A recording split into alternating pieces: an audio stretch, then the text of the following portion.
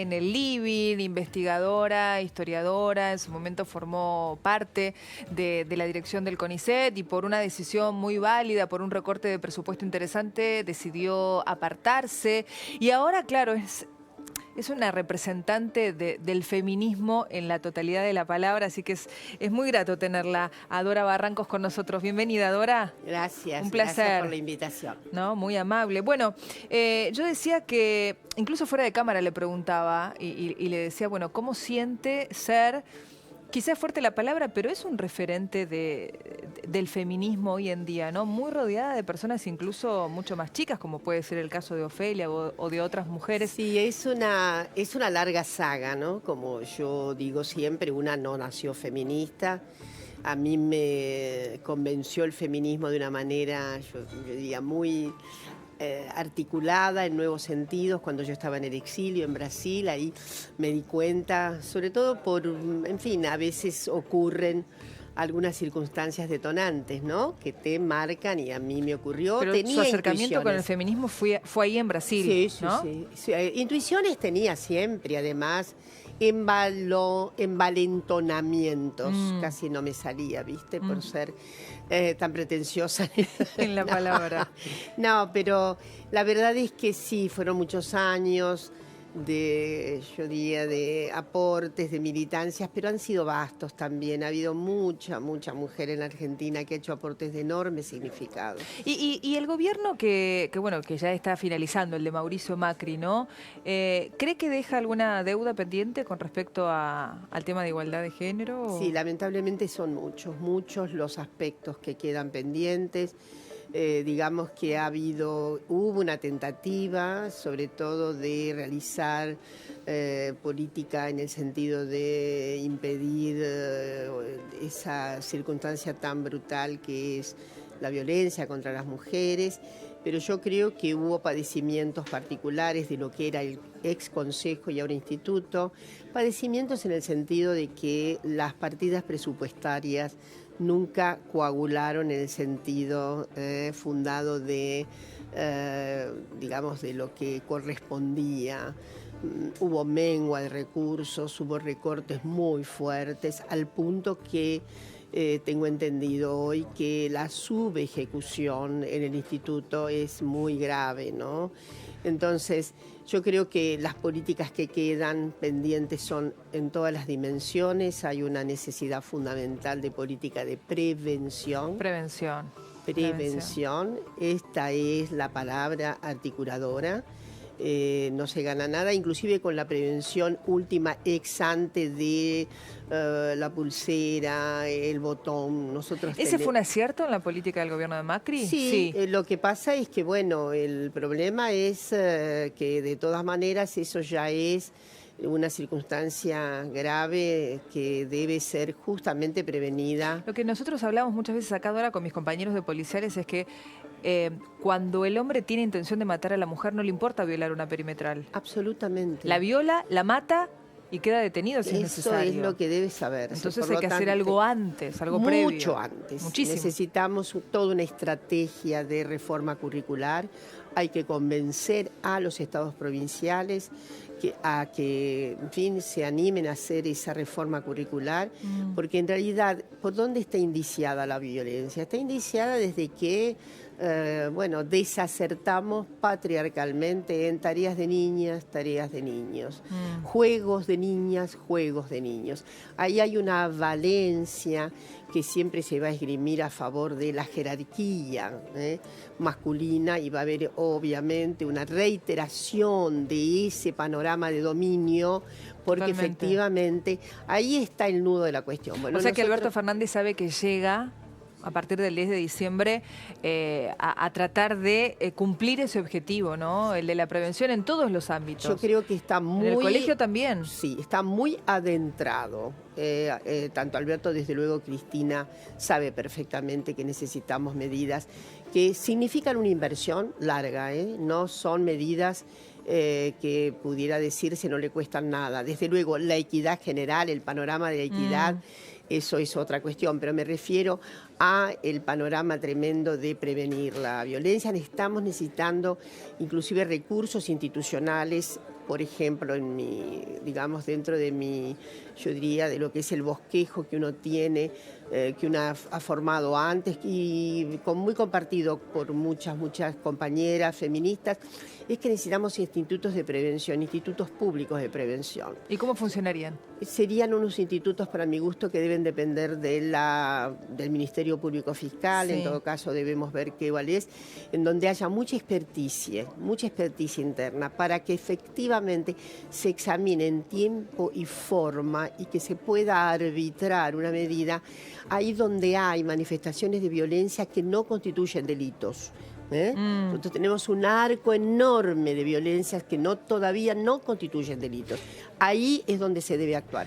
Y por lo tanto debería pensarse en un diseño de institutos, muchos institutos públicos. No se arregla con un instituto público por ciudad, sino desde luego en la conformación, habiendo tenido en cuenta un mapa sobre mayores riesgos y mayores o peores posibilidades de alcanzar la justicia, etcétera, pero estoy pensando en las circunstancias que no constituyen delitos, que deberían ser inclusive con representación de las mujeres de la comunidad. Y Dora, por ejemplo, con el tema del aborto, ¿no? Tan cuestionado y donde muchas veces lo hemos visto, políticos que dan un acto quizá con un pañuelo verde, con un pañuelo celeste, digamos, ¿cómo se debería manejar ese tema? ¿Cómo debería manejarse? ¿Cómo se debe manejar? Es decir, ¿cómo se debe manejar? Propiciando el debate en el Congreso, que es obviamente ahí yo creo que va a haber una renovación interesante ahora, sobre todo en el Senado. El Senado renueva una buena parte. Hay que pensar que nuestra batalla no consiguió éxito en el Senado. Entonces me parece que una vez que se constituyan las cámaras y demás, el proyecto de la campaña ya obra, está en plena vigencia legislativa. ¿Debería salir en el transcurso Yo creo que como mucho, es probable 2 años, ¿no? Es probable no que antes. podamos iniciar el próximo año nuevamente el debate. Lamentablemente, bueno, esa es yo diría, mi conclusión. Hubo representantes dichos liberales que no se compadecen con el liberalismo. Si hubiera habido verdadero liberalismo representativo, digo, de algunas fraguas políticas, hubiéramos tenido la ley, porque esto es inexorablemente claro. Digo, es pensar políticas públicas, ¿no? Mucha política pública. Necesitamos un set de políticas públicas. Necesitamos políticas públicas con relación a mejorar las condiciones de las mujeres en el mercado laboral. Y en el frente de todos, Dora, ¿usted cree que todos comparten esta idea de que se tiene que pensar en una política pública? Digamos que una amplia mayoría comparte. Bien. Siempre hay algunas canteras resistentes, ¿no? Pero no, yo tengo una apuesta muy grande a que sobre todo la representación masculina esté a la altura de las nuevas circunstancias. Sobre todo porque en el frente de todas, todos, todes, como a mí me gusta decir, hay una captura muy enorme de una tradición, pongamos el peronismo, una tradición de una cuasi feminización del poder. Pensemos en Eva Perón, pensemos en la figura de Cristina, 2 veces presidenta de la Nación. Hay una tradición ahí, ¿no? Pensemos que el peronismo fue la fuerza que llevó por primera vez en América Latina una sobrerepresentación femenina en 1951. En fin, hay antecedentes también. Yo siempre interrogo en el sentido de veamos también cuál es la fuerza que hay desde el punto de vista histórico, ¿no? En esto de un convencimiento acerca de lo que significan los derechos de las mujeres. Y los derechos de las mujeres y de las jóvenes. Yo leía en redes sociales un médico que escribió hace muy poquitos días de una adolescente que no tenía muy en claro cuándo debía tomar la pastilla del día después. Como la tomó muchos días después de una relación sexual, tomó más pastillas pensando que como habían pasado varios días, el efecto tenía que ser ese, y entró con unos dolores agudísimos de la parte ginecológica, y la chica estaba muy grave. Una chica de 17, 18 años. Digo, cuando creemos que tenemos todo controlado, no hay información clara. Bueno, nosotros necesitamos desde luego una aplicación inmediata de la nada menos que de la ley ESI, ¿no? De la Educación sexual integral, lo digo, debemos decirlo con toda su extensión para que la gente comprenda que ESI es educación sexual integral, está demorada. Lamentablemente, la poca aplicación que hay se debe a dos grandes factores: la fuerza del estudiantado y la voluntad de la docencia. Entonces, es la voluntad de la docencia la que ha hecho sobrevivir la ley. Bueno, nosotras necesitamos con mucha mucha exigir el cumplimiento de la ley, es una ley. De modo que, bueno, eso es un aspecto fundamental dentro de yo diría, los modelos preventivos que tenemos por delante. Sí, y me parece también que cuando hablamos de educación sexual, no solo todo lo referido al acto sexual en sí, sino a cómo tiene que ser una relación de dos. No, por supuesto. De lo que está mal, pero también de lo que está bien y no se hace. Digo, porque después hablamos de los casos de femicidio, pero hay muchas señales de alarma antes que las mujeres deberíamos estar atentas a poder verlas. Por supuesto. En realidad, la ESI comienza por restablecer plenamente la confianza de una persona y de una mujer. Absolutamente. Debe restablecer primero la formidable idea de que la sexualidad forma parte inclaudicable de nuestros derechos. Por supuesto. Es inclaudicable. No se puede claudicar el derecho a la sexualidad. Y eso debe decirse con todas las letras, que esto no debe originar ningún fantasma acerca de lo que, bueno, a veces algunas voces muy conservadoras no sugieren, ¿no?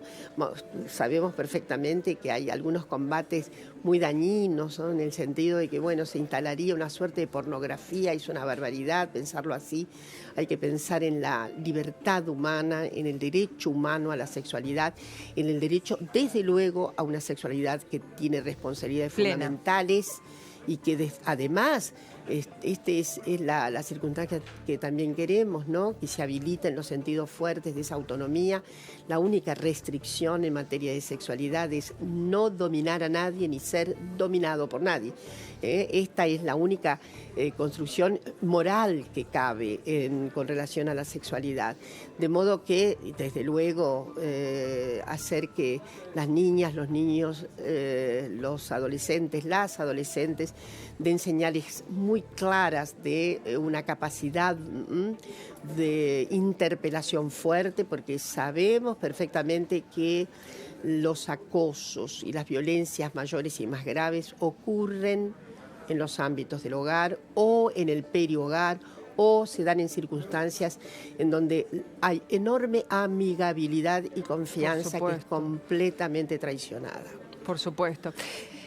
Ministerio de Igualdad y Género. No sé qué va a ser de su futuro, Dora, pero yo déjeme decirle que ya considero que es un desperdicio si de algún modo no va a tener contacto con ese ministerio. Suena fuerte el nombre de Victoria Donda, de Manela Gamarilli, yo lo sé, pero también suena fuerte el suyo. No, haremos todos los aportes que sean necesarios, contribuiremos con mucha fuerza y con mucha convicción a que quien esté ahí sea evidentemente... ¿No le interesaría estar usted? No me preguntes eso, porque el problema mío, yo tengo interés por tantas cosas en la vida.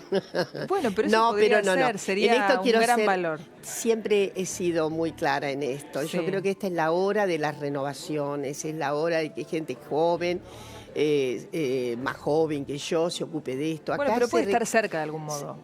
Cerca voy a estar siempre, porque vamos a estar siempre en fina sintonía, apoyando todo lo que sea necesario para extender, para garantizar equidad de género. Bien, bien. Y si viene una figura nueva con esta idea que usted dice de renovación, aunque yo no comparto tanto, porque me parece que su figura puede ser también muy fuerte. ¿A vos te gustan las figuras tradicionales? Pero digo, ¿quién podría ser esa persona o cómo debería ser No puedo.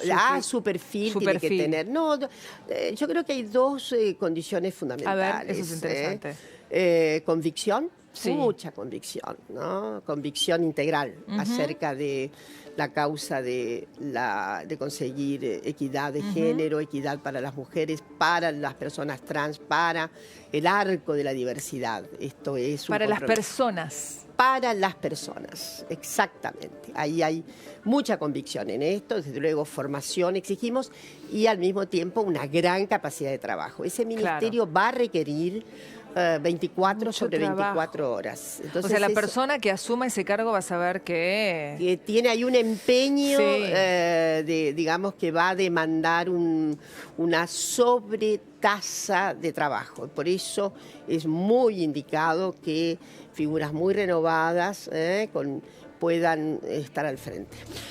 Dora, un placer que haya estado con nosotros. No, Me el encantó la mío. charla. Muchas gracias, muy amable. Que esté muy bien. Muchas Que gracias. esté muy bien. Saluda al porvenir de la equidad.